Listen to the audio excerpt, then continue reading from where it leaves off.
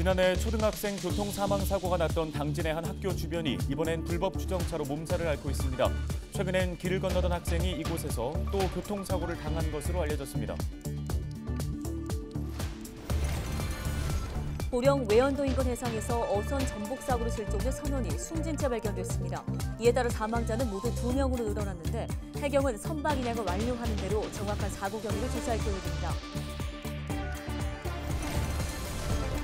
지구온난화 등 기후변화를 짚어보는 헬로티비 뉴스 기획보도, 해안도시 부산의 사례를 통해 해수면 상승으로 인한 변화와 대책을 살펴봅니다. 기름값이 연일 최고가를 기록하고 있습니다. 정부가 다음 달부터 유류세 인하 폭을 최대 37%까지 확대하겠다고 밝혔는데 휘발유 기준 리터당 57원 정도 내려갈 것으로 전망됩니다.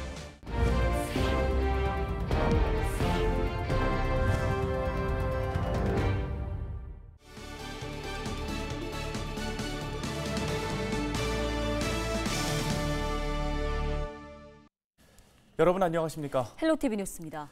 지난해 당진 탑동초등학교 인근 교차로에서 발생한 사망사고 다들 기억하실 텐데요.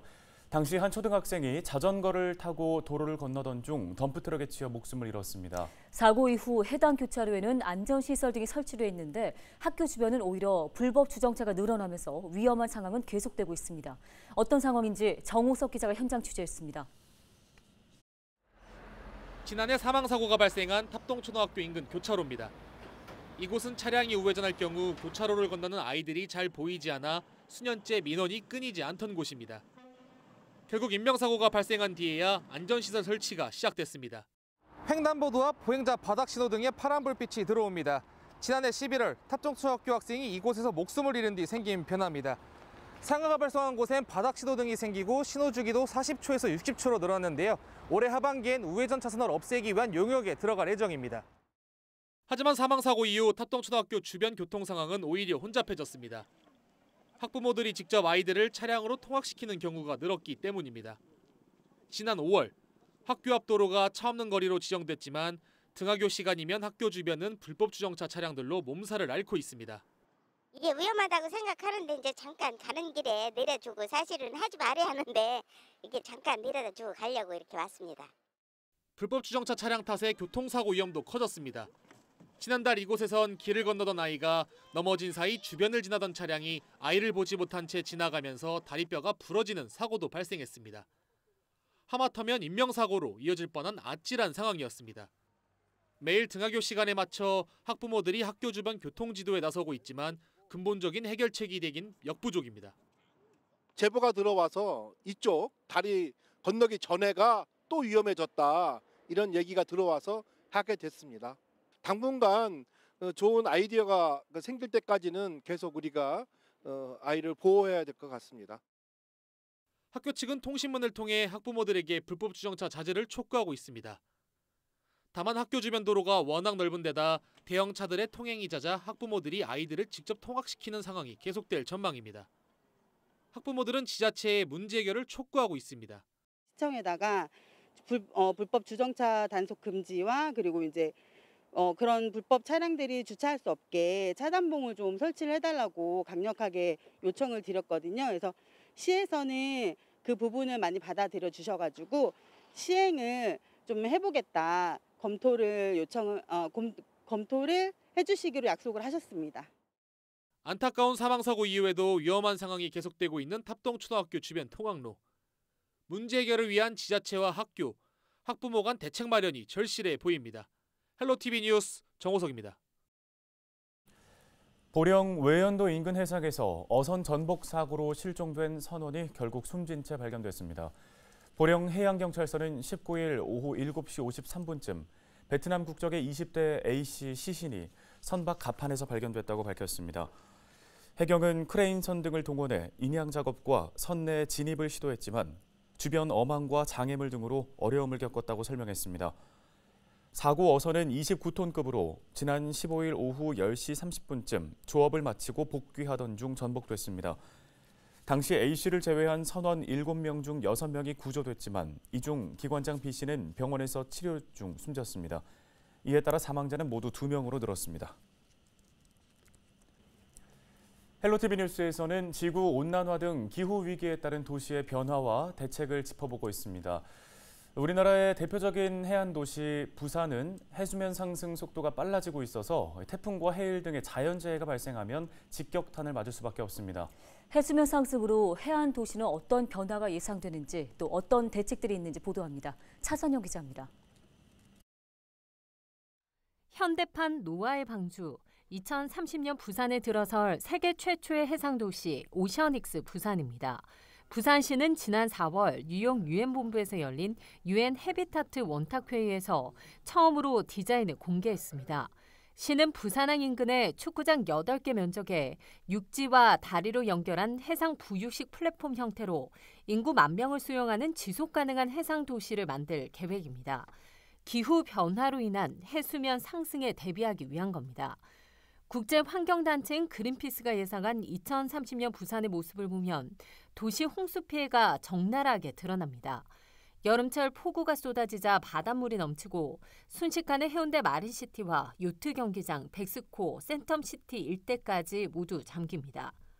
실제로 국립해양조사원에 따르면 부산 앞바다 해수면은 해마다 평균 2.76mm씩 상승해 지난 30년 동안 82.9mm가 높아진 것으로 나타났습니다. 특히 1990년대보다 2010년대 들어서는 10% 이상 해수면 상승 속도가 빨라지고 있는 것으로 확인됐습니다. 전문가들은 해수면 상승으로 침수 피해가 이어지면 해안 도시의 사회 인프라가 전반적으로 위협받을 수 있다며 해수면 상승에 대비한 도시 계획 차원의 접근이 필요하다고 이야기합니다. 해수면 상승에 대한 기후변화 시나리오를 연구하고 충분히 만들어서 방제 기준을 어떻게 할 것인가, 가이드라인을 새롭게 계속 설정하는 문제라든지 도시 외교를 통해서 기후 위기, 기후 변화에 대응하는 기술의 어떤 중심으로 부산시를 놓는 그런 형태도 필요하겠고, 기후 변화로 인한 해수면의 급격한 상승, 이로 인해 10년 내 해운대가 잠길 것이라는 경고가 이어지는 가운데 기후 위기 현상에 대응할 아이디어뿐만 아니라 에너지 정책의 변화와 해수면 하부 공간의 활용 등 근본적인 대책이 나와야 한다는 목소리도 있습니다. 헬로티비 뉴스 차선영입니다.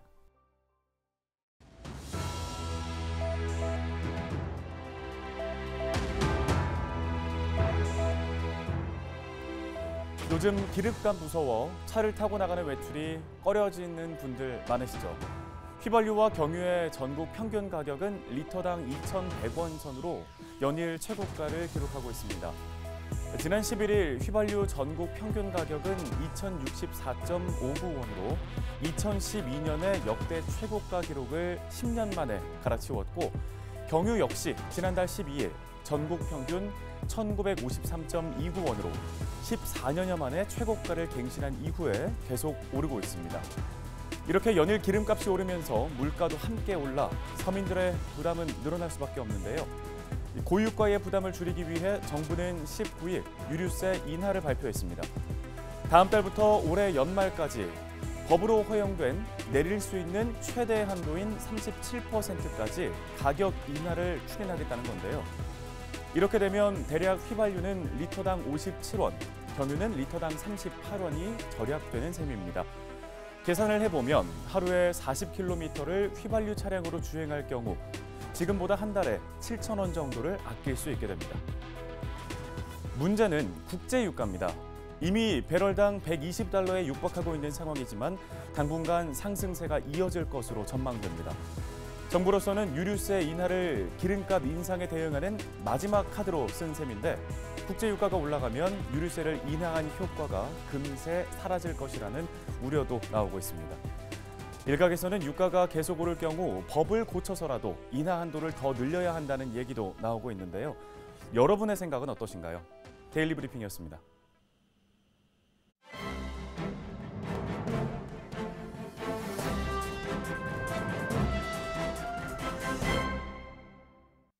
신문 브리핑입니다. 민선 7기 양승조 지사가 임명한 충남도 공공기관장에 대한 김태흠 당선인의 최종 결심에 관심이 쏠리고 있습니다. 김 당선인은 민선 7기를 마무리하는 시점에서 임명된 공공기관장에 대해 선거운동 과정에서 알박기라며 비판의 목소리를 높인 바 있는데요. 특히 지난 13일 기자간담회에서는 도지사와 함께 도정에 참여한 사람들은 도지사가 떠날 때 같이 떠나는 게 상식이라고 생각한다고 강조하기도 했습니다. 법적으로는 공공기관장의 임기를 보장할 수밖에 없다고 하더라도 민선 8기에도 함께 할 수 있는 사람인지에 대한 최소한의 확인 절차는 필요하다는 의미로 해석되는 대목인데요. 거꾸로 보면 누가 봐도 양지사 쪽 사람, 특히 캠프 출신 비전문가라면 스스로 물러나는 게 도리라는 압박으로도 읽히고 있습니다. 김 당선인 역시 해당 공공기관의 설립 취지와는 거리가 있는 사람이 기관장으로 있는 것에 대한 문제의식을 가지고 있는 것으로 전해지고 있습니다. 실제로 민선 7기 때 임명된 공공기관장 중에는 유독 캠프 출신 비전문가들이 많았던 게 사실이라고 신문은 지적하고 있습니다. 일부 공공기관장의 경우 충남도 의회 내부에서조차 인사청문회를 통과시킨 게 의정활동의 오점이라는 얘기가 나올 정도라고 하는데요. 특정 공공기관장의 경우 전임자 때 불거진 조직 갈등 문제를 치유하기 위해 앞장선 결과 현재는 어느 정도 봉합된 상태인 걸로 전해지고 있습니다. 해당 기관 관계자는 이 시점에서 또다시 기관장을 교체할 경우 조직 사기에 심각한 문제를 초래할 가능성이 크다고 우려하기도 했습니다. 충청권 지방은행 설립 등 김 당선인 핵심 공약을 실현할 적임자들도 드물게나마 눈에 띄고 있어 민선 8기 합류 여부에 관심이 쏠리고 있습니다. 신문 브리핑이었습니다.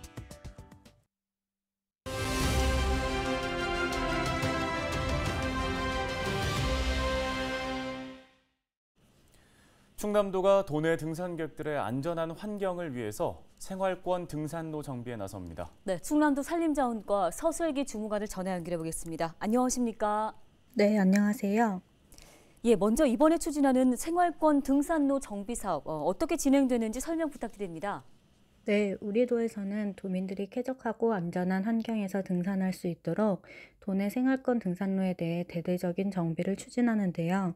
산림 휴양 공간에 대한 국민 관심과 이용 수요가 증가함에 따라 도시 생활권 등산로 중 단절된 훼손지의 정비를 통해 휴양 기능 향상과 안전성 강화를 목적으로 실시합니다. 네, 생활권 등산로뿐만 아니라 다른 곳에 대한 보수 작업도 진행한다고 들었습니다. 설명 좀 해주시죠. 네, 생활권 등산로뿐만 아니라 충남의 100대 명산 등산로와 내포문화숲길 등 이용자가 증가하면서 정비가 필요해진 곳에 대한 보수 작업도 진행합니다. 이와 함께 주요 등산로 산행의 길잡이 역할을 할 수 있도록 숲길 등산 지도사를 효율적으로 배치해 보다 안전하고 쾌적한 산행을 도울 예정입니다. 네, 이제 본격적인 여름철도 장마철이 시작됐는데 여름철 등산 주의사항에 대해서 특별히 해주실 말씀 있으실까요? 네, 날씨가 더워지면 땀을 많이 흘리게 돼서 탈수 증상으로 건강에 급격하게 무리가 올 수 있으니 물은 충분히 준비하시길 바라며 또한 여름철 각종 벌레 및 뱀 등이 본격적으로 활동하는 시기인 만큼 등산로가 아닌 곳은 최대한 피하시고 긴급 상황이 발생하였을 경우 119에 신고하시는 정도의 주의사항을 지켜주시면 될 것 같습니다. 네, 알겠습니다. 도움 말씀은 여기까지 듣겠습니다. 충남도 산림자원과 서슬기 주무관이었습니다.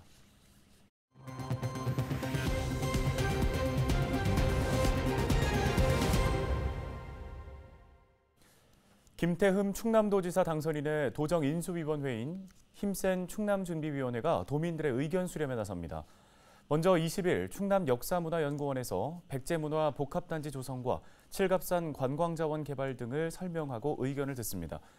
21일에는 충남 북부 상공회의소에서 GTX, 천안, 아산 연장과 중북권 동서횡단철도 건설 등을 제시하고 도민 목소리를 청취합니다. 준비위는 간담회 등에서 들은 의견을 민선 8기 도정 방향과 공약에 활용하겠다고 밝혔습니다. 19일 오후 1시 27분쯤 당진시 합덕읍 서구리에 있는 한 양계장에서 화재가 발생했습니다. 이 불로 840제곱미터 규모의 양계장 2개 동이 타고 닭 8천여 마리가 폐사했으며 인명피해는 없었습니다. 당진 소방서는 장비 16대와 인력 53명을 투입해 40여 분 만에 불을 잡았는데요. 소방서는 정확한 화재 원인과 피해 규모를 조사하고 있습니다. 오늘 저희 헬로티비 뉴스가 준비한 소식은 여기까지입니다. 시청해주신 여러분 고맙습니다.